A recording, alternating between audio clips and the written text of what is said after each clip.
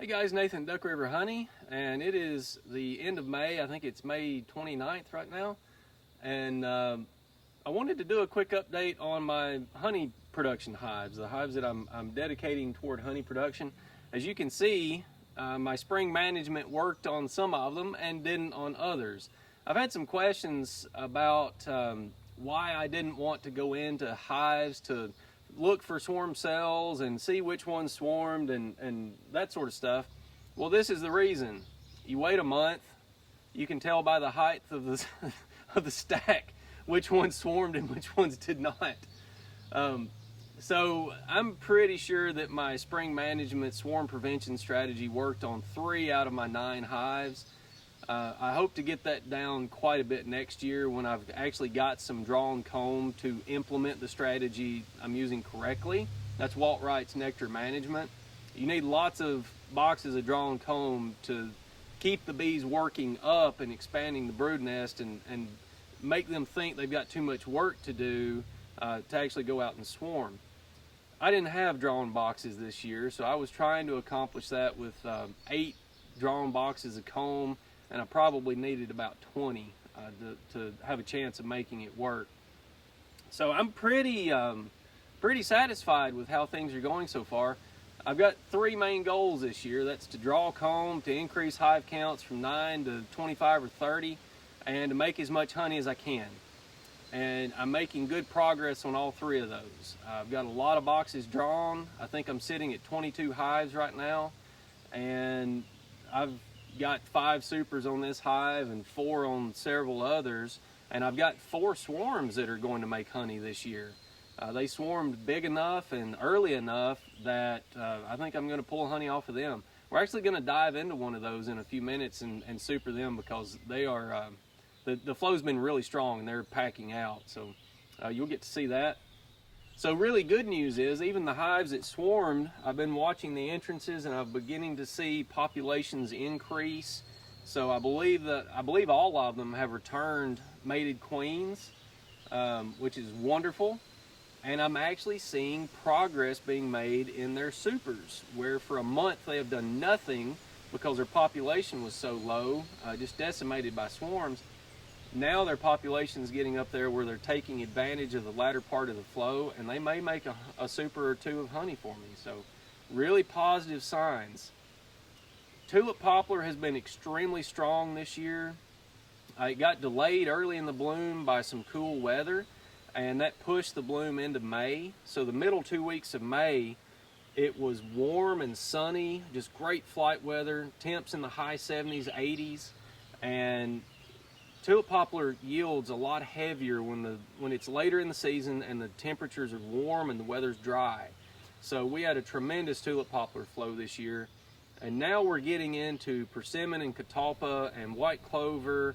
Basswood will be coming within a month and a half or so. So we've got some time left for these hives to continue to put away some honey. And things are just looking really good right now. I'm very, very, very pleased.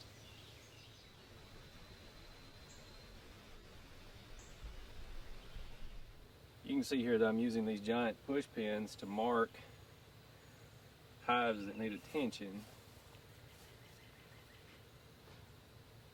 That one's got 2 on it because that is going to be a comb production hive. It's being fed sugar syrup, so they've got a push pin on the bottom board, they're being fed sugar syrup. If they've got a push pin in the top lid and also this block, then they need a super like now.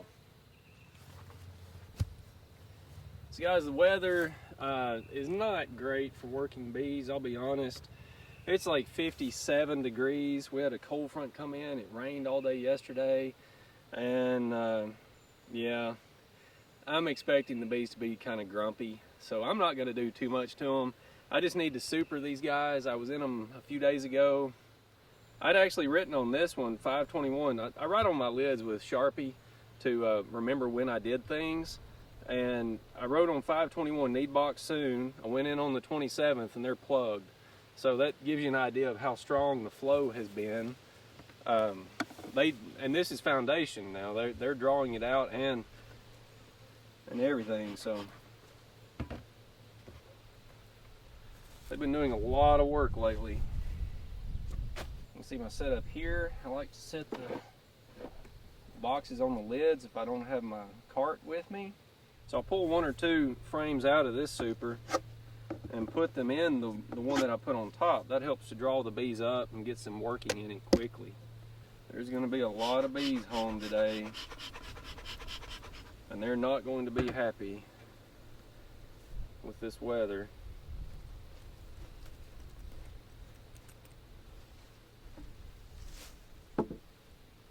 So I am not going to be afraid to use the smoke today. There you go, girl. Come on, don't stick your stinger out at me.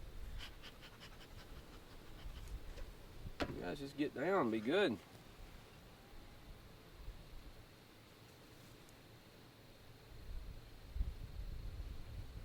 See if we can get this outer frame. Get one of these pulled.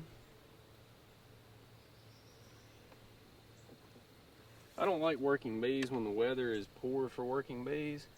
Sometimes you have to do what you have to do. I've got to fly out of town for work, so I've got to get this done. That's just gorgeous there. Completely drawn, completely filled with nectar. I'm seeing very, very few empty cells there. This would be a wonderful, wonderful frame to pull up into the next box.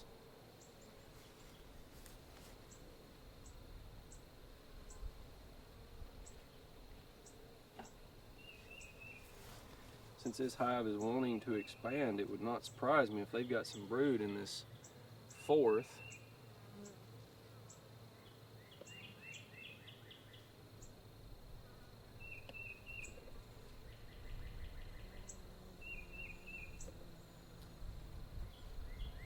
If they did, it would probably be on one of these 2 center frames.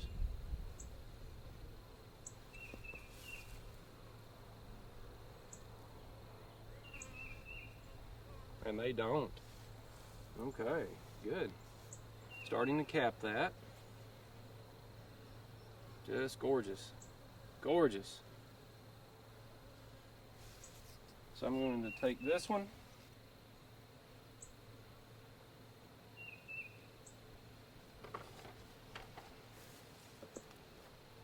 I want them to draw these empty frames or these foundation frames that I'm putting in here out quickly. So I'm going to put them in the middle.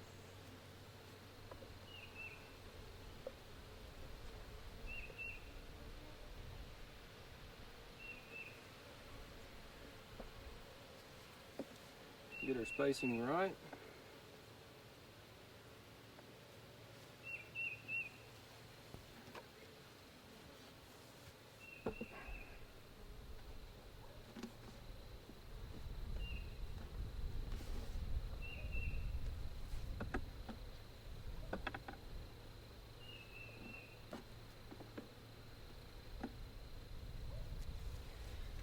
All right, so I've got 2 honey supers on a swarm that I caught this year.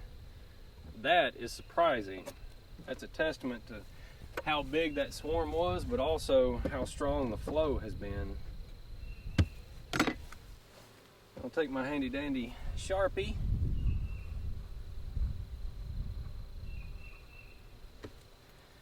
and write the date that I added it. This really doesn't matter, but I do number these. Since I made this a production hive, I'm labeling it 2-1 and number 12. That's the hive number. This is the 12th production hive that I've got, and this is the 2nd super that I've put on this hive. So having a numbering system like this and the dates on the supers, I think in future years will help me to see which queen lines may be producing better, but it also tells me what honey was produced when. And if you want to start doing early spring, late spring, trying to get the tulip poplar honey, things like that, then being able to keep track of that I think would be valuable.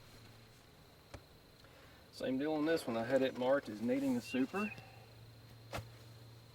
and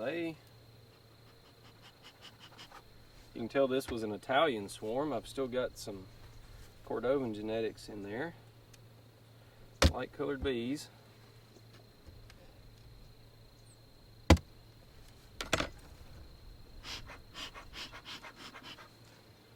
I had one hive of golden Italians and they did swarm, and I'm expecting them to darken up as those bees die off, and the queen, if the queen was mated or they supersede the old queen, then alright, so I'm looking down and I'm seeing the bees working on the second to last frame here. So what I will do is probably pull one frame up into the next box just to get them to move up, and I'm going to checkerboard in.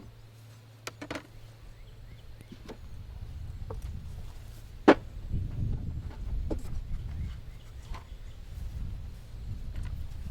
really want to check and see if they've got brood there in the center, because that will affect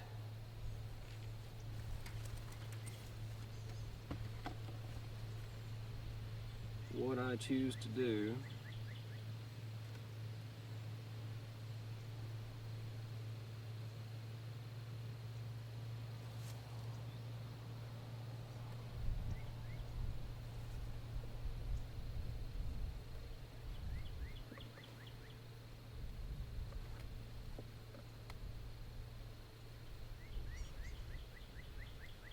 And they've got a spot of brood there. Not much. A little bit more there. So I will leave that frame there.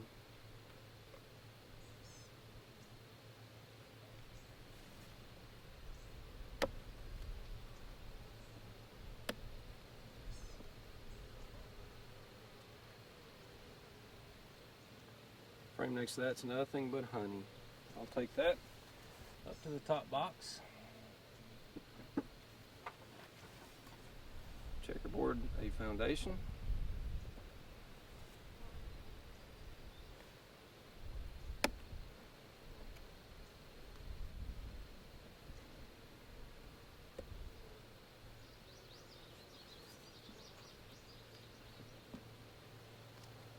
This frame is drawn on one side and partially drawn on the other.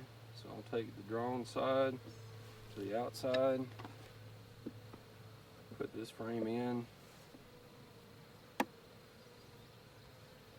and on the other side I'll do something very similar here.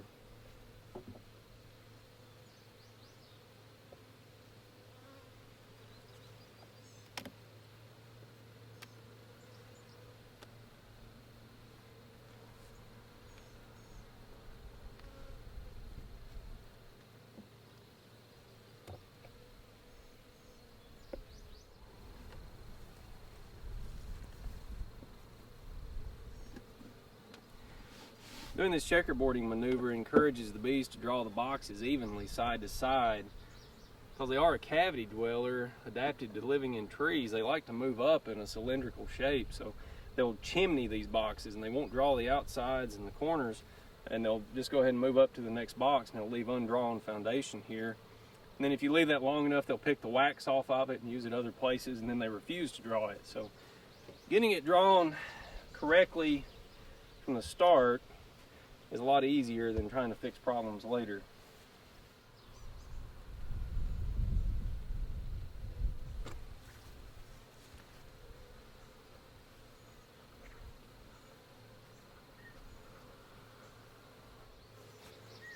Alright guys, that's it on the honey production update. Things are looking honestly a lot better than I was expecting and planning for this year. I feel really blessed. I'm making good progress on my three main goals, and you know, the excess of honey that I'm getting will certainly go a long way to helping me to cash flow my expansion of my operation. So I'm very, very blessed, feel very lucky that it's been such a good nectar flow this year. Last year the spring flow was just almost cut off by storms. It was just awful. So I'm very, very lucky this year. Guys, don't forget to give me a like, a thumbs up, subscribe, hit the bell for notifications. All of those things help to get my channel and my videos out to people interested in beekeeping. That's the reason I'm doing this, is to reach people interested in beekeeping, to encourage them to get into beekeeping, and once they do start, to help them to be successful. Beekeeping's pretty tough when you're starting out, and it's easy to get dejected and just give up on it. So I want people to start out on the right foot, and I think I can help to do that. So appreciate you doing those things, appreciate you watching, and I'll see you next time.